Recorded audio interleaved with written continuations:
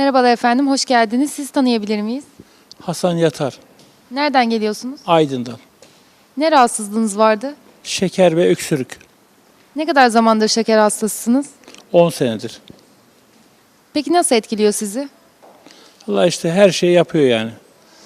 Damarlar falan değişti. Kalp mi oldu? Ne onun adı?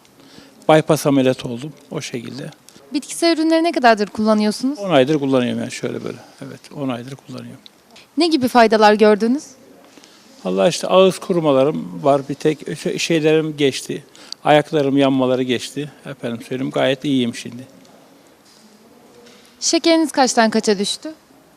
200'den 100'e düştü. Öksürüğüm zaten geçti. Ona şey oldu Allah'a çok şükür.